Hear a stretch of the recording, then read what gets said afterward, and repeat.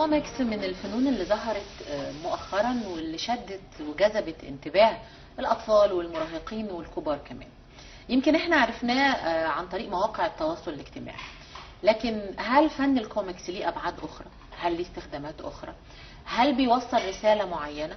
هل في قائمين عليه؟ هل في ناس مهتمة بفن الكوميكس انها توصله للجمهور؟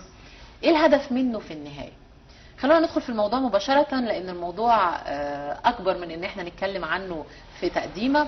بيسعدنا يكون معانا ضيفتنا الأستاذة نهى إبراهيم، المدير الفني لإحدى مجلات الأطفال وفنانة كوميكس وكاريكاتير. أهلا بك معانا. أهلا وسهلا. بيسعدنا أيضا يكون معانا أستاذ محمد مصطفى عطية، كاتب ورسام صحفي بدار المعارف. أهلا بك معانا. نقول ليديز فيرست.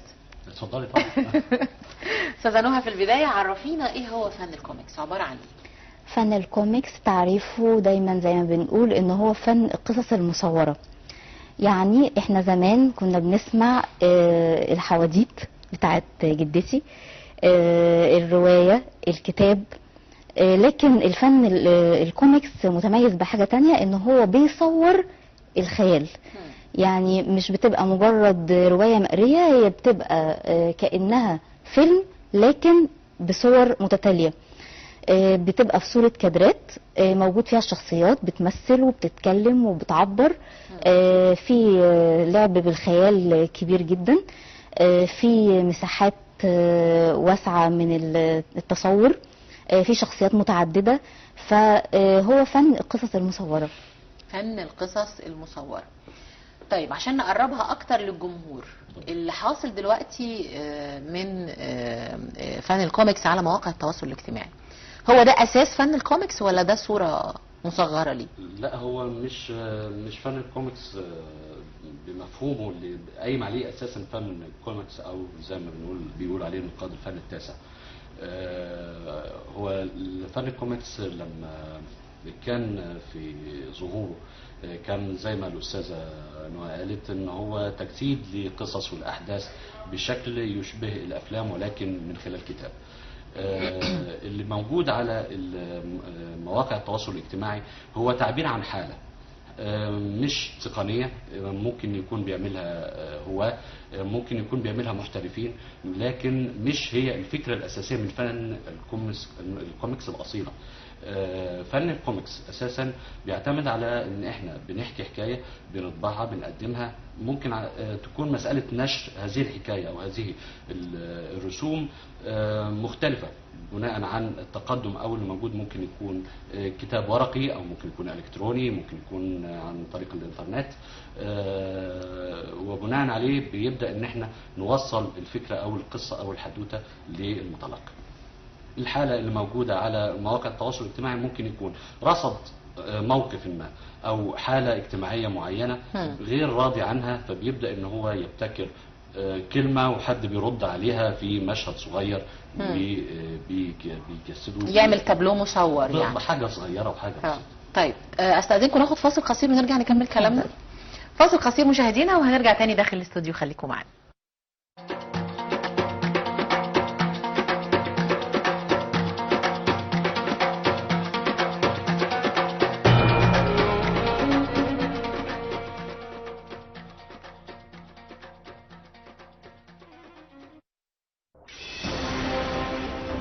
في بيت العيلة الكل بيتجمع. مساء الخير مشاهدينا الكرام في كل مكان، يوم جديد من ايامنا ومع تاني فقرات بيت العيلة، بيت المصريين جميعا. في بيت العيلة بنتكلم في كل حاجة. حالة دعوة تحصيل رسوم قناة السويس بالجنيه المصري للمفاوضين. بعد ثورة 25 يناير 2011 عايزين نصلح نفسنا بجد بقى. لو خدنا الفلوس اللي راحها وزارة زي وزارة الشباب اديناها لهيئة اصول الثقافة، بالتالي يقوموا بشغل كبير جدا. يعني شباب الاطباء عندهم اشكالية، الدباديب اللي بتتباع على رصيفة في الشارع للاطفال من مخلفات مستشفيات. في بيت العيلة رأيك نمرة واحد. في حاجات الشعب مش عارفها، الاعلام بينور طريقنا فيها. مين اللي له حق يفتي؟ اين هي مصلحة المسلمين؟ الوحيد اللي من حقه يفتي خريج الازهر. بيت العيلة لينا كلنا. المفروض الام تراقب الطفل في المدرسة وفي الحضانة. بيت العيلة على قناة العائلة.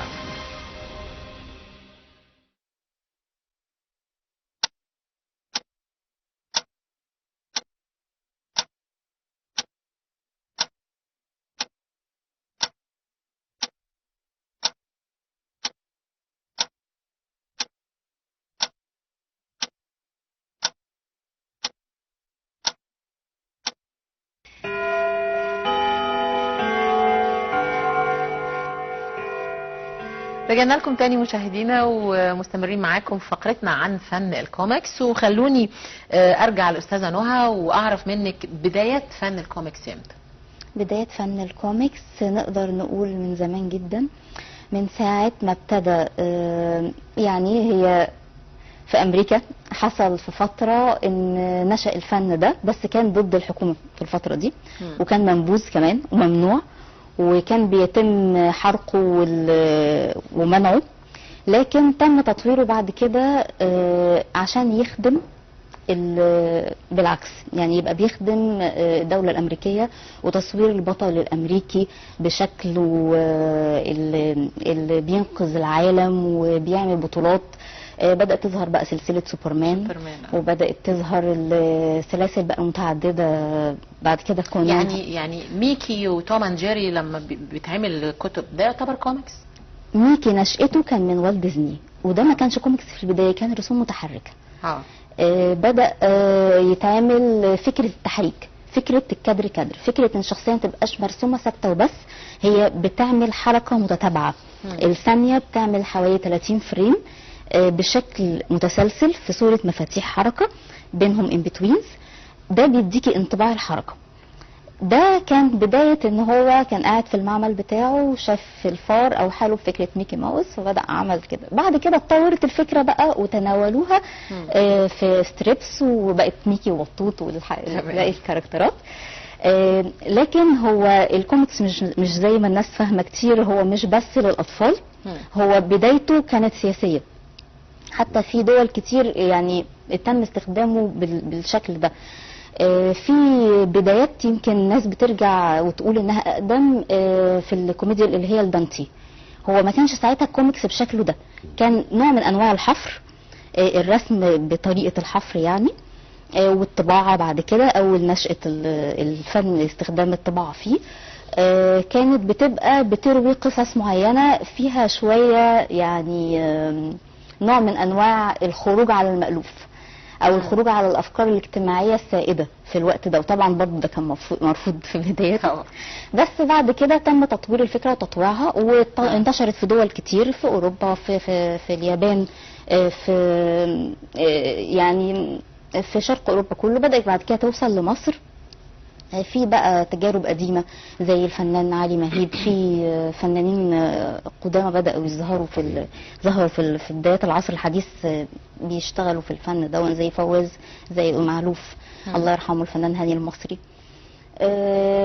ظهر بقى أشكال كتير. كان في رجل المستحيل اتعمل كتيبات، مجلدات كاملة بتروي قصص معينة.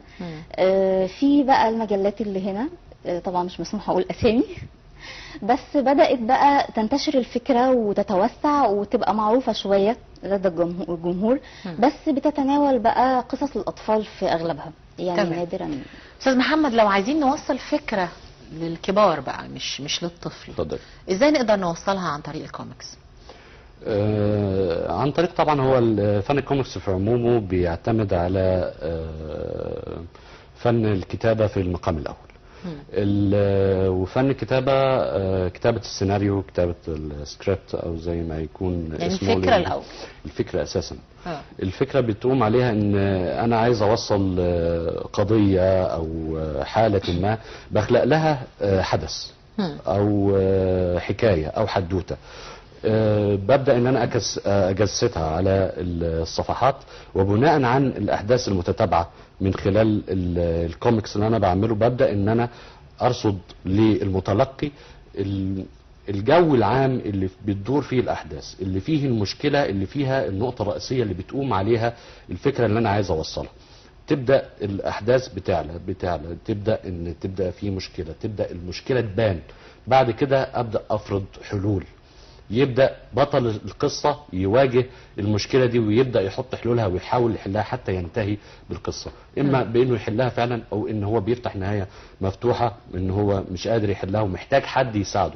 هنا في كلا الجوانب، إما إن أنا كمؤلف حبيت ان انا افرض حلول واقدم حلول للمجتمع، او ان انا بحاول ان افتح سكة للمتلقي ان هو يساعدني في ان كل واحد هيبدأ يدور على فكرة او على ان هو يحط حل في هذه القضية اللي انا بسأل. مين من المبدعين في فن الكوميكس من وجهة نظرك؟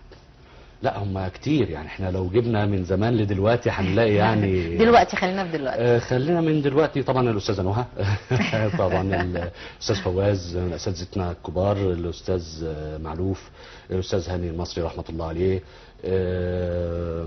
في من جيل الشباب كتير عبد الله، في أيمن القاضي، في كثير. بس هل دي مدارس فنية مختلفة من وجهة نظرك ولا هم كلهم مدرسة واحدة؟ والله هي في بالنسبة للمدارس هي بتبقى مسألة ستايل. ممكن يبقى في حد بيحب التفاصيل قوي، دي بيبقى فيها شكل من اشكال الواقعيه، لان هو بياخد اللوكيشن مثلا بتفاصيله كامله، بالظلال بتاعته والاضاءات بتاعته كامله. في حد بيحب التجريد، يبقى الخط لاين بسيط جدا جدا، ممكن يبقى فيه جهه واحده من الاضاءه مش اكتر من جهه، ممكن يبقى. فبالتالي المدارس الموجوده بالنسبه لفن الكوميكس في اسلوب الرسم هي قريبه جدا من المدارس التشكيليه، لان هي في الاساس هي بتتلقى البنود اللي بتقوم عليها فعلا من هذه المدارس. استاذه نهى، الاطفال من السهل انهم يفهموا فن الكوميكس ولا لازم في البدايه تشرح لهم؟ ده الاطفال اجمل حاجه في فهم فن هم الكوميكس اذكى مننا. انا بقول لك عشان انا ولادي بيعملوا كده، بيبقوا فاهمينه اكتر مني ويشرحوا لي كمان. بالظبط، لان الاطفال دلوقتي في الزمن ده ما شاء الله مطلعين على النماذج العالميه كلها، وهم فعلا عارفين اكتر مننا. يعني انا بيفاجئوني، بقعد مع اولاد خالتي الاقيهم عارفين حاجات انا نفسي مش عارفاها يعني، وبيجيبوا يعني ببقى فرحانه، بقعد اتعلم لا ده شيء جميل، ده حاجه يعني استفاده حقيقيه بقى، لان هم مش سايبين جيم الا لما لعبوها، ما شافوش مسلسل الا لما يعني ما فيش مسلسل سايبين ولا فيلم.